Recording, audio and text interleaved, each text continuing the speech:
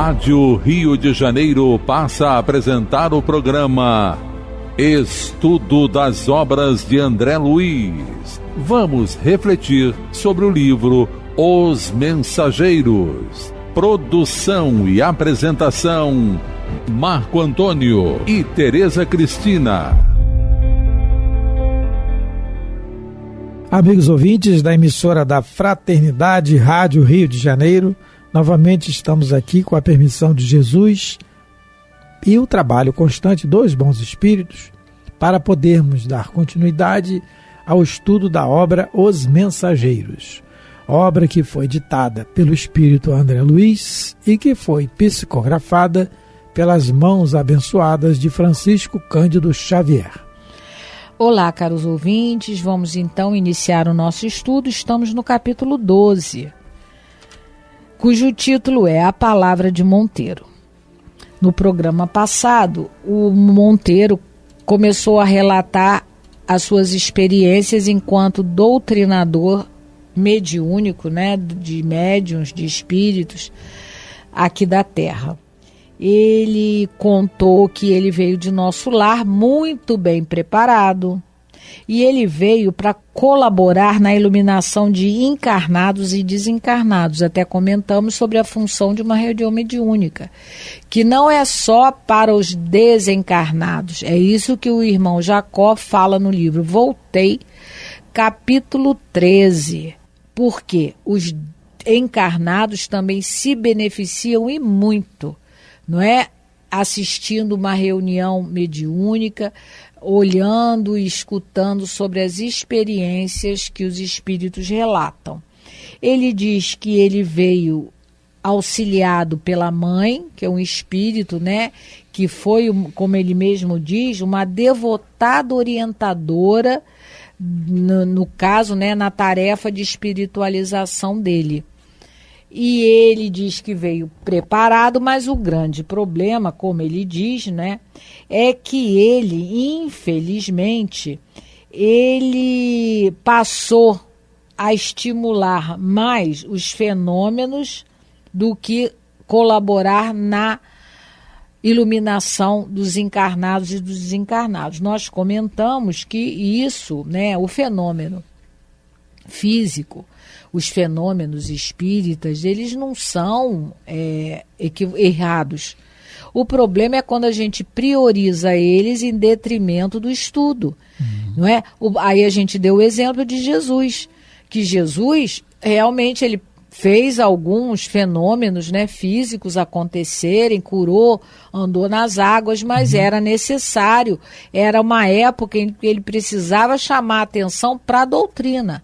Mas o mais importante da sua tarefa era a mensagem que ele deixou. Para nós, o que é mais importante? As curas ou o Sermão do Monte que ele legou para toda a humanidade, que é um roteiro para a nossa iluminação individual? Lógico que é a mensagem. Até porque a codificação começa, o codificador começa o seu interesse nos fenômenos da mesa girante. Eram fenômenos. É necessário. Foi necessário. Como é que ia se manifestar? Época. Como é que a invasão organizada, dita por Arthur Conan Doyle, famoso escritor, ele titulou assim, muito bem feito, podia começar. Como é que como Jesus tinha prometido, sepulturas iam se abrir e todo mundo ia falar. Através do fenômeno. Mas falando em fenômeno, como a Tereza colocou agora, colocar o fenômeno acima da questão do ensinamento moral, o Emmanuel tem uma mensagem também do livro Seara dos Médios, intitulada Fenômenos. E ele vai sobre um comentário, sobre um item do livro dos Médios, questão 94, em que Kardec coloca uma situação de um espírito perturbador de uma rua lá de Paris. Mas aí o Emmanuel vai comentar aqui, fazer esse comentário sobre fenômeno. Ele diz assim: é muito interessante. Ateus diversos pedem fenômenos que os constranjam a crer na evidência do mundo espiritual. No entanto, é forçoso convir que se os fenômenos ajudam convicções, não alteram disposições. Olha como é que ele começa a falar. A pessoa quer que pede, me dá fenômeno, me mostra aqui e tal, que constranjam a crer na evidência, constranger ele, mas pode alterar a convicção, mas não altera a disposição, porque a disposição é moral. A convicção é uma coisa, não muda o caráter. Olha que interessante. Aí ele continua.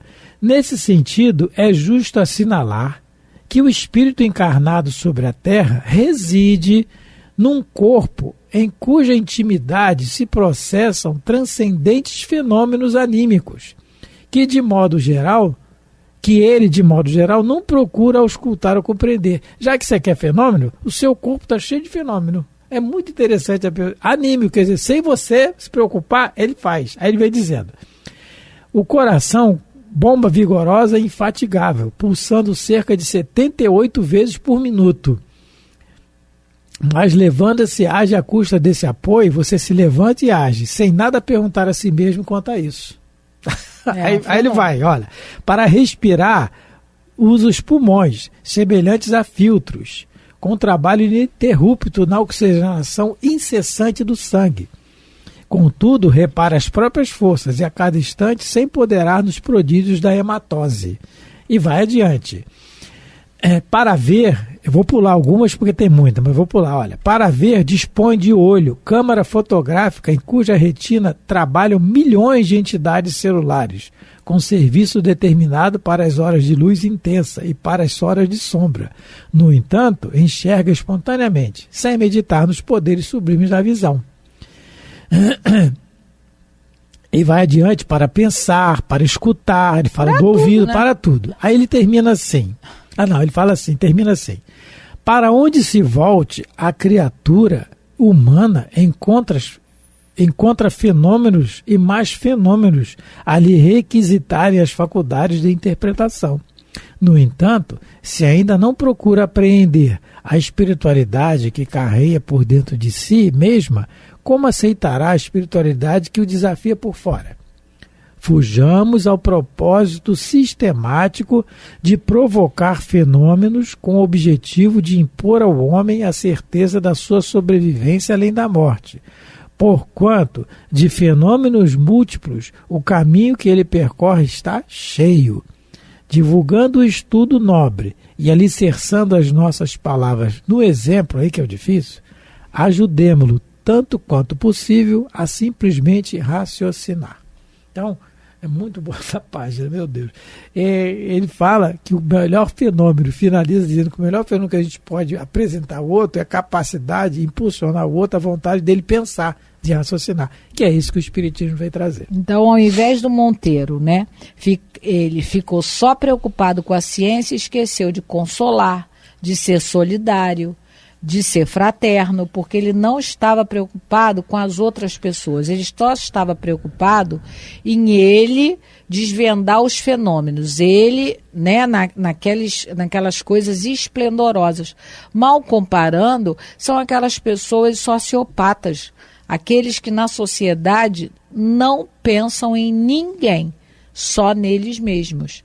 E até chegam ao ponto de cometerem crimes, porque o comportamento, infelizmente, não consegue enxergar ninguém além do próprio. Ele, nosso amigo, na área mediúnica, fez a mesma coisa. Ele esqueceu os médios, esqueceu que ele tinha que ajudar, que ele tinha que colaborar. Mas vamos continuar. Estamos no parágrafo 10, estamos no meio dele. Tínhamos 4 reuniões semanais, às quais comparecia com assiduidade absoluta. Não é a quantidade de reunião numa casa espírita que vai dizer se o que está acontecendo ali é de qualidade. Porque, 4 reuniões semanais, ele ia 4 vezes lá ao centro, provavelmente. Não faltava, a assiduidade absoluta. Estava ali, O problema é a intenção que ele ia, o propósito que ele queria. Confesso que experimentava certa volúpia na doutrinação aos desencarnados de condição inferior. Ele sentia prazer em mostrar que os espíritos eram criminosos, estavam equivocados, cometeram erros. Por quê? o poder era algo que o satisfazia. Ele se achava numa condição superior porque era um doutrinador e tinha muito conhecimento, porque para ele ter o vício do intelectualismo, ele estudava muito. Ele devia conhecer muito da doutrina espírita. Mas era só a parte teórica. A prática ele não tinha nenhuma. Que é, de uma certa forma, gente, o que aconteceu de uma certa forma, tá? Até porque ele desencarnou, ele estava bem. Melhor do que o Monteiro aqui. No livro Voltei, o que aconteceu com o irmão Jacó. O irmão Jacó, ele tinha um conhecimento espírita muito grande, foi até um dos diretores da Federação. Muito inteligente. Espírita brasileira, muito inteligente e uma pessoa de um coração muito bom. Uma pandemia que teve no início do século XX, ele botou dezenas de pessoas... Gripe espanhola, né? Acho que foi a gripe espanhola. Botou dezenas de pessoas dentro da casa dele, ele já tinha uma situação financeira muito boa, tem até hoje, a casa dele é um museu, hoje ali em Botafogo, né? É Botafogo, né? Flamengo. Eu sempre falo errado, é Flamengo, é tudo junto. É pertinho. No Flamengo, aqui no Rio de Janeiro, tem lá o museu. Então, a casa dele é em frente à praia, depois aterraram, tem o aterro, mas a casa é bem em frente à praia, é uma mansão. Ele botou dezenas de pessoas na Frederico Figner. Frederico Figner é o nome dele. Isso. E ele, olha, numa situação da AIDS há pouco tempo, agora a pandemia da Covid, e a gente ficou com certo receio de tudo, de longe, claro, necessidade, claro, não estou dizendo que não é, mas na AIDS, por exemplo, evitava e tal, ele, no início do século XX, com ignorância total, ele desafiou e botou pessoas para cuidar dentro de casa. E muitas outras coisas que ele fez, mas ele tinha esse vício. O problema é aquilo que ele falou, como diz o Monteiro aqui, ó, experimentava volúpia na doutrinação aos desencarnados inferiores. E aí no livro Voltei, que é um livro muito interessante da gente ler, porque é a confissão dele, o que aconteceu com ele da desencarnação, como foi a desencarnação, o que aconteceu com ele no plano espiritual, ele que tinha todo o conhecimento.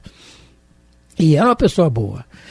E ele, no capítulo do livro, está aqui, capítulo 18 do livro, tem assim, diálogo surpreendente. Ele está desencarnado, já foi recebido pela filha, pelos amigos e tal, e já está no trabalho em si. E ele quer continuar o trabalho de esclarecimento que ele fazia, só que agora de um modo diferente. E ele chega perto de dois espíritos equivocados que estão lá num bar, parece num bar, alguma coisa assim, né? Questão do álcool aqui, da bebida. E aí ele chega perto deles e fala assim: foi assim o meu primeiro diálogo após a morte com o espírito desviado do bem.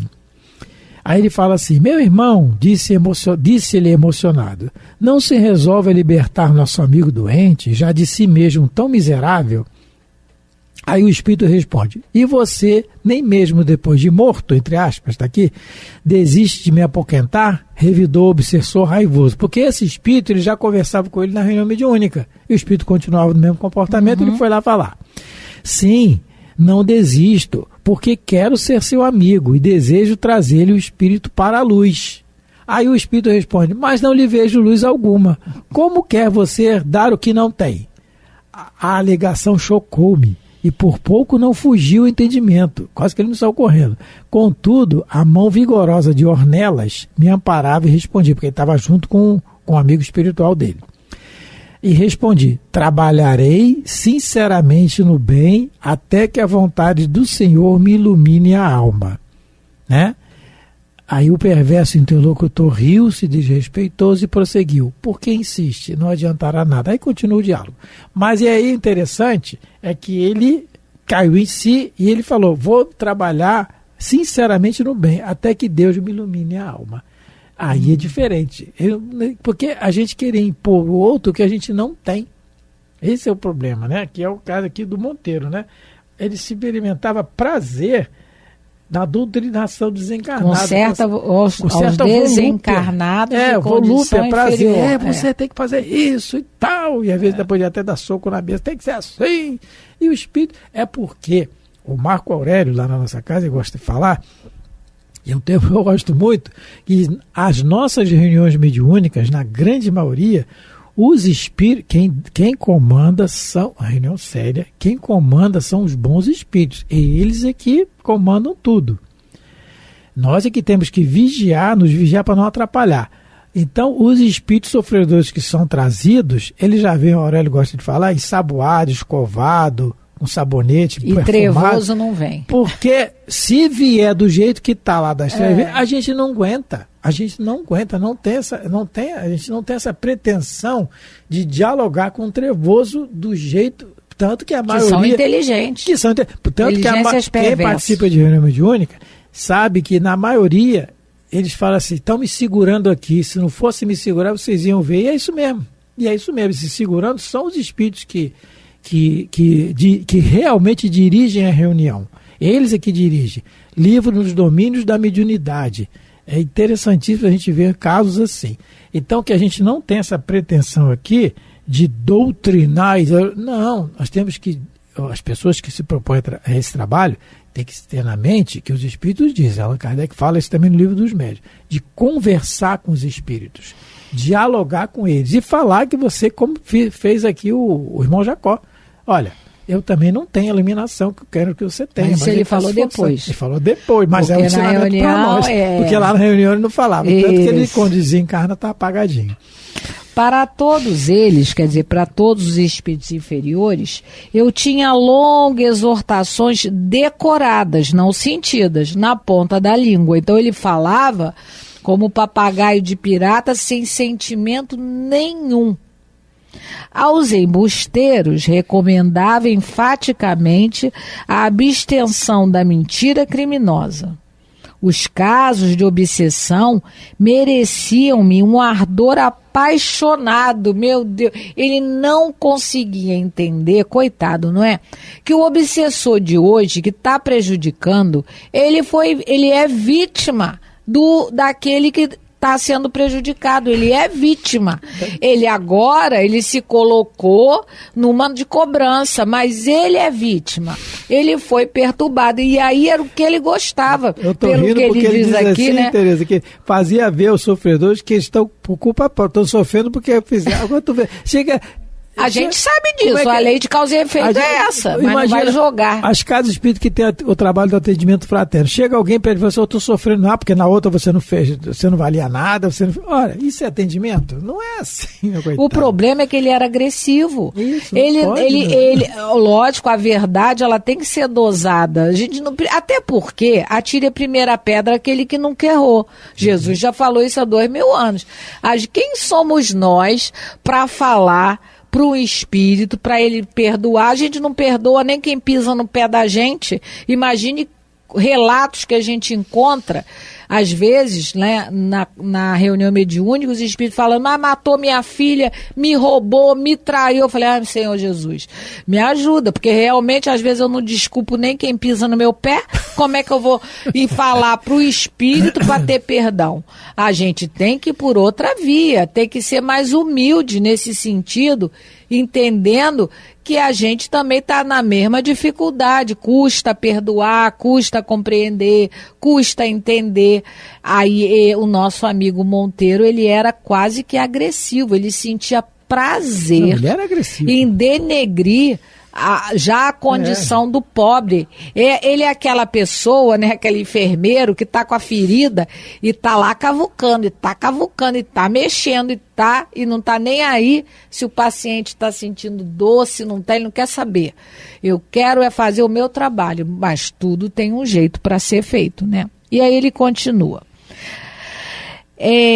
Os casos de obsessão mereciam-me ardor apaixonado.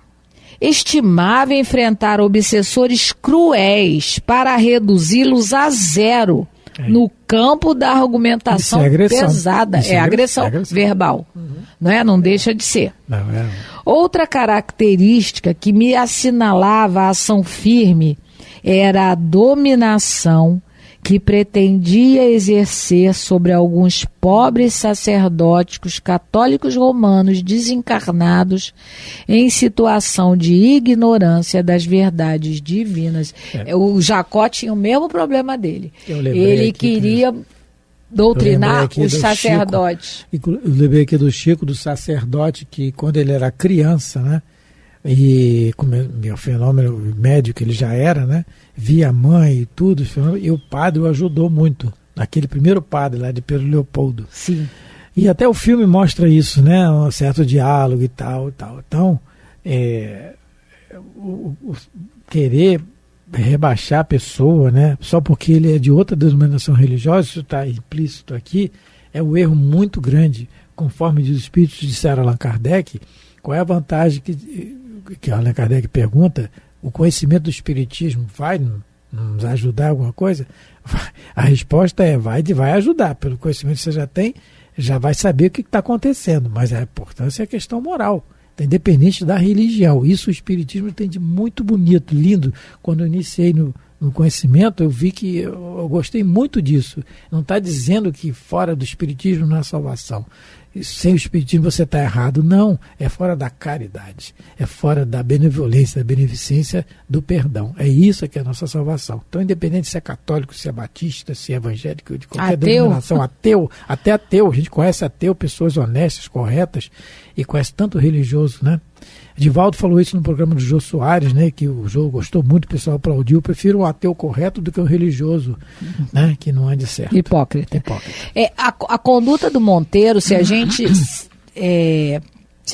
se lembrar, está muito parecida com a postura daqueles lá do Gregório, dos juízes. Isso. É assim mesmo que eles falam com as pessoas, não tem piedade.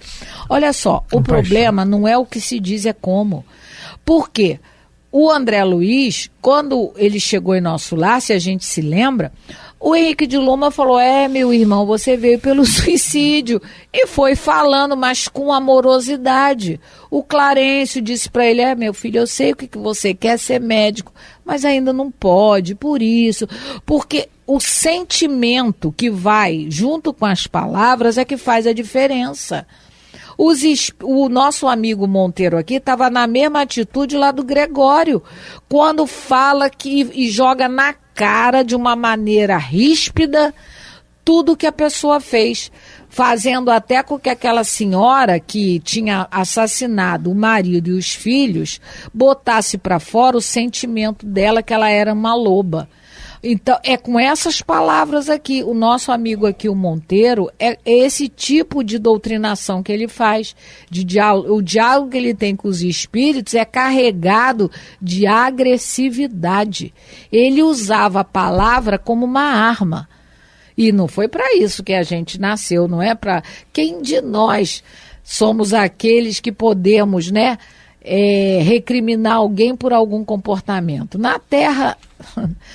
Gosto muito do que o nosso companheiro espírita Raul Teixeira falava. Na Terra somos todos farinha do mesmo saco, não é?